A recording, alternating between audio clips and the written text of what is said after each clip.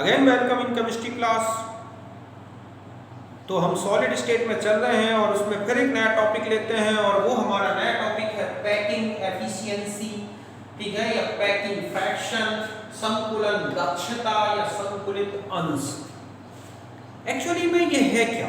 तो देखो, एक यूनिट सेल के अंदर, मतलब एक पूरी यूनिट का जो वॉल्यूम है उस सेल के अंदर पार्टिकल्स द्वारा कितना वॉल्यूम ऑक्यूपाइज किया गया है, उसी को हम क्या बोलते हैं यहाँ पर? Packing efficiency.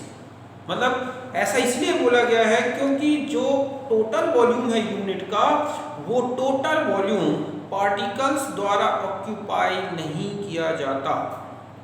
अर्थात किसी इकाई सेल के अंदर कणों द्वारा घेरा गया कुल आयतन ही वो क्या है, उसका इकाई सेल का पैकिंग या संकुलन दक्षता है। तो इसे हम किस तरह डिफाइन कर सकते हैं कि packing efficiency is the ratio of volume of all particles of unit cell to the volume of unit cell. अर्थात जो इकाई सेल है उसके समस्त कणों का आयतन अर्थात वॉल्यूम और पूरी इकाई सेल अर्थात यूनिट सेल के वॉल्यूम आयतन का अनुपात, मतलब volume of all particles of unit cell upon volume of unit cell, इकाई कणों का आयतन इकाई सेल का। फिर और आगे बढ़े, अब वॉल्यूम ऑफ, ठीक है, all particles of unit cell, तो हम ये देखें कि यूनिट सेल के अंदर पार्टिकल्स कितने हैं, समझ गए ना? तो नंबर ऑफ पार्टिकल्स ले लें Z और एक वॉल्यूम, मतलब एक पार्टिकल का वॉल्यूम ले लें, तो जितने भी पार्टिकल्स थे उसको इससे मल्टीप्लाई करेंगे तो ये कैलकुलेट हो जाएगा वॉल्यूम ऑफ ऑल पार्टिकल्स।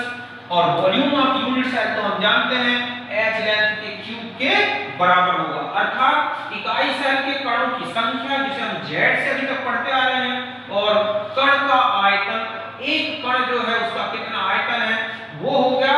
इस तरह से इकाई के कणों का आयतन और बटा में इकाई सेल का आयतन अर्थात कोर की जो है, तो कोर जो है लंबाई, उसका क्यूब लेना है।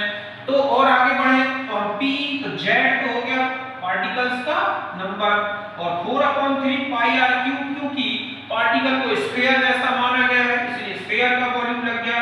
और अगर हम यहाँ पर आ जाएं तो ये हो गया volume of unit cell a cube के बराबर। अगर आपसे क्वेश्चन में इस तरह से आता है, बता दूं कि जो ये निकलेगा P वो है पैक्ड फ्रैक्शन, संकुलित अंश, मतलब कुल घेरा गया अंश P। अगर वो परसेंटेज में पूछ ले तो पैक्ड परसेंटेज अर्थात उस इकाई सेल के अंदर पार्टिकल द्वारा कितना परसेंट घेरा गया, तो जितना भी पैकिंग फ्रैक्शन आए उसमें जो है आप 100 से क्या कर दोगे, मल्टीप्लाई कर दोगे, तो आपको संकुलित प्रतिशत आ जाएगा। फिर क्या होता है, वेकेंट फ्रैक्शन कितना, उस यूनिट के अंदर कितना भाग खाली रह गया, तो 1 - P कर दोगे तो ये फ्रैक्शन में आ जाएगा, रिक्त अंश जिसको बोलते हैं। और अगर आपको वेकेंट परसेंटेज निकालना है तो 100 में से जो PE जो परसेंटेज आया है आप उसे माइनस कर दें तो ये रिक्त भाग का प्रतिशत निकल आएगा। तो इस तरह से ये पैकिंग फ्रैक्शन हो गया। ये उससे रिलेटेड क्वेश्चन जो बनते हैं वो बताया मैंने, मतलब उसका रिलेशन बताया। अब हम एक एक करके लेंगे। जैसे हमने SCC यूनिट, तो Z की वैल्यू 1 होती है क्योंकि SCC यूनिट में Z क्या होगा, 1 एक ही पार्टिकल से बनती है एक यूनिट। और हम जानते हैं कि अभी रेडियस का रिलेशन देखा था कि A = 2r के बराबर है। तो हम अगर इस फॉर्मूले में ये वैल्यू आप देखें कि Z की जगह 1 रख दिया, 4/3 पाई r क्यूब हो गया, और A की जगह पर 2r का क्यूब लगा दिया ये।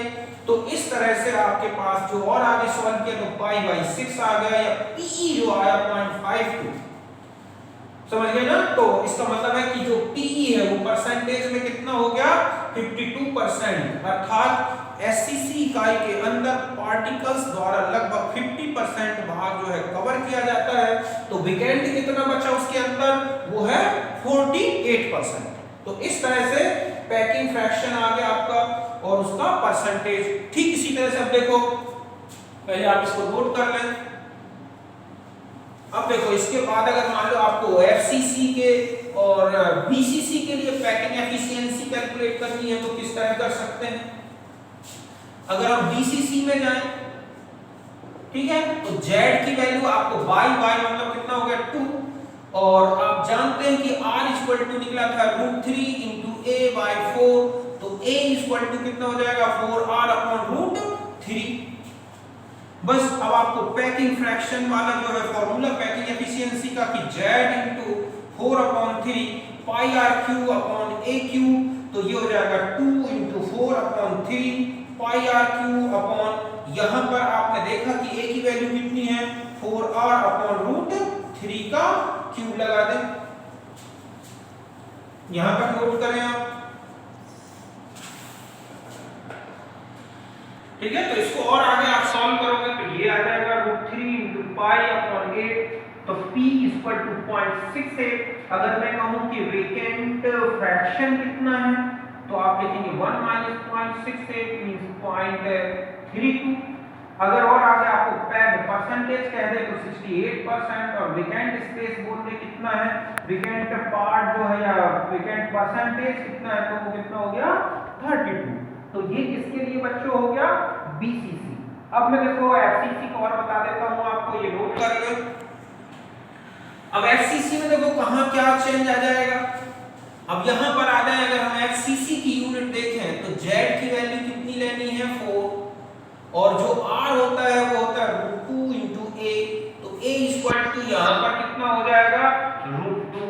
तो अब आप फिर पैकिंग फ्रैक्शन में आ जाए तो Z into 4 upon 3 pi r cube upon a cube, तो यहाँ पर 4 आ गया z की जगह 4 upon 3 pi r cube upon a cube, तो यहाँ हो जाएगा आपके पास क्या 4r अपॉन √2 का क्यूब। तो यहाँ तक कर रहे हैं आप, तो इस तरह से आप इसको सॉल्व करेंगे तो पाई ठीक है √2 अपॉन 6 आ जाएगा। तो पैकिंग जो एफिशिएंसी है 0.74, जो पैकिंग जो फ्रैक्शन है मतलब है वेकेंट, अगर आपको यहाँ कहा जाए कि ये हो गया तो वेकेंट जो आपके पास फ्रैक्शन है ठीक है वो हो जाएगा 0.26, अर्थात पैक्ड परसेंटेज 74 और वेकेंट हो गया 26%। तो इस तरह से आपने देखा कि जो SCC था उसमें सबसे कम पैकिंग फ्रैक्शन आया था लगभग 50%, और अगर हम FCC देखते हैं तो लगभग 75% के आसपास का है। इसका मतलब सबसे अच्छी पैक्ड यूनिट जो है वो है हमारी FCC। तो इस तरह के मैंने आपको 3 सिंपल यूनिट्स के क्यूबिक यूनिट के पैकिंग फ्रैक्शन बताए। इसके बाद जब हम पैकिंग क्लोज पैकिंग पढ़ेंगे तो 2 डायमेंशनल 3 डायमेंशनल इन पैकिंग्स में भी पैकिंग फ्रैक्शंस आएंगे, वहां पर हम कैलकुलेट करेंगे। और अभी हमें सिर्फ सिंपल 3 यूनिट्स के बारे में देखना था तो मैंने आपको बता दिया। तो इस तरह से मैंने यहाँ तक आपको पैकिंग फ्रैक्शन तक कंप्लीट कर दिया। इसके बाद हम मिलते हैं नेक्स्ट वीडियो में, तब तक के लिए सी यू नेक्स्ट। ठीक है, ओके।